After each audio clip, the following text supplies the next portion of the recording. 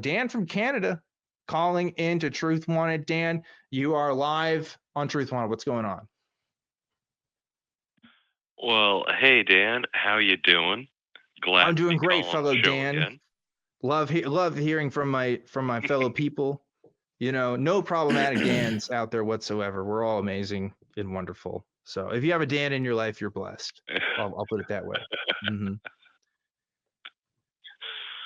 Oh, so I had a out of body experience when I was much younger than I am now, Okay. and it wasn't a near death experience. It was well, I'll let you. I'll tell you what happened, and then you fill me in on what you guys think might have occurred. Okay. All right. I'm listening. But I'm listening. I vividly remember. I vividly remember going to visit my grandmother when she was in a nursing home. And I walked in through the minimum security front gate. And at the time, I had this radio. I wore it around my neck because it had a cord on it to do such a thing. I must have been like 6 or 7. All right. All right. And as I'm walking into this nursing home, I remember taking a step and then feeling very peculiar. And I am absolutely certain of the perspective of my view being at the top of my head, like I had stepped out of myself and was looking down upon myself. And it couldn't have lasted more than a couple of seconds. But I remember it so particularly. Okay. Okay. I don't know, man. You're like 6. It happens. When I was 6, I had a really weird dream one time where I thought I talked to my grandmother who had passed away when I was like 1 year old, and I thought I was talking to her in heaven. And then I kind of realized later in life, like, how did I even know what my grandma like looked like? Why did I think that was my grandma? I don't know. That's obviously different because I was very much sleeping. But yeah, dude, that sounds kind of weird.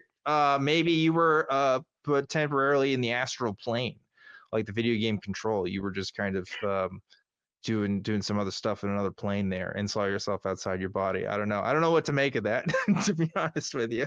Dan, can I just ask, do you believe that you actually exited your body, or are you relaying this to us from a position of skepticism and you don't actually believe it yourself, but just perplexed by it? Like, what's your perspective here before I respond? I am at this point, 30 some odd years removed from the incident and am still confused by what I remember. Okay. I don't know what happened. I distinctly remember something happening, and it was while I was awake and conscious, and that's why it stuck with me. Maybe somebody picked you up from behind and you didn't expect it. So you were way up in the air for a second and you kind of blacked out on the way there. You know, the thought that occurred to me when you told the story, Dan, I'm relieved to hear you articulate an agnostic position on the matter, because what I was worried about, just in terms of the dialectic, what I was worrying about was that you might have been propositioning us to explain it away, and in the absence of us being able to do that, or if we were incapable of providing you with a satisfactory naturalist account, that you were then going to say, well, then it must have been supernatural, which of course would be fallacious. So given the fact that you've said that you're agnostic on it, I suppose I don't need to worry. Say again? Oh, clearly it was Cthulhu. Oh yeah, definitely, 100%. Yeah. So yeah, I mean, there's oodles of potential naturalistic explanations for such an occurrence, right? The only thing I would say about the way you described it, you said that you had an out of body experience. This might sound like I'm quibbling, but I do think it's important. What I would say, to be more accurate, is that you had an experience which you described as out of body, or you had an experience which felt like it was out of body. So that would just be one thing I would say. But in terms of the naturalist explanations, I mean, there's lots of potential things that can happen. I'm not a neurologist, or I don't have any expertise in brain, in the brain or anything like that. And so, yeah, I mean, temporal lobe epilepsy, forms of schizophrenia, drugs can cause such a thing, although you were a child, so drugs are an unlikely explanation unless you were on some kind of prescription medication. Had schizophrenia if you had, if at this point anyway, maybe not. I don't know. Sure. I'm just enumerating. I'm just enumerating certain things that could explain out of body experiences more, or alleged out of body experiences more generally. Of course, none of these might very well apply to Dan here, but yeah. The last thing I'll say is this, Dan. Sometimes you just have to say, I don't know. Yep. You know, sometimes things happen and we just don't know why they happened. And that can be uncompelling and unfulfilling for us as human beings, because we have an insatiable desire for knowing things, so much so that we'll even accept a bad answer in lieu of no answer at all.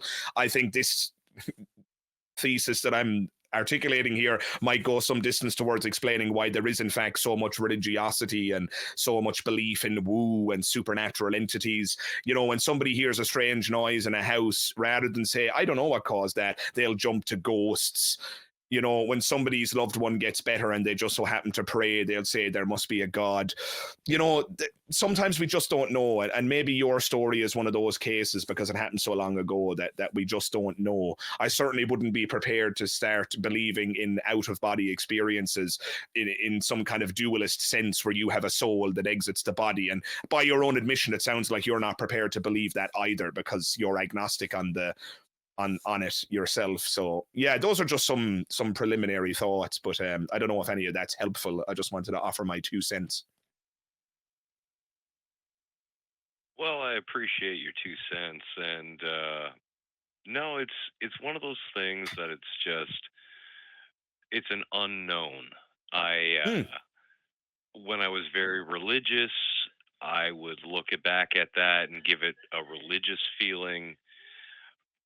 Not particularly religious right now, so I'm looking for more grounded answers, but it's an unknown. Something weird, something long ago. Yeah, I think you're right about the Cthulhu thing, honestly. I think it's misfit. Aliens. Yeah, it sounds reasonable to me. I don't know why not. You know, just go for it. Yeah, this is one of those things too, where it's like, unless like this radically changed your life in some way, you could just say, yeah, it was aliens, and your life might not change that much afterwards, you know? Or maybe I don't know, maybe it would make you be more open-minded to other things. Maybe I shouldn't be so hasty, but I do like the idea of just like, yeah, you just had this completely radical experience that you think absolutely was by a divine entity or something, and you just keep just living your life, whatever. That's funnier to me. So I choose the funny interpretation, I think. I don't know, Dan, have you walked away more enlightened? Do you feel more at peace about this experience, or are you always going to keep searching for questions on this? Oh, gotta keep searching for answers, because all right, man. There's gotta be well an answer, but you guys have been amusing at the very least, and sure. honest. Yeah, keep searching for answers, then. Right. There's nothing wrong with searching for answers. Just whatever you do, don't accept any of those answers on insufficient evidence. That's all I would say.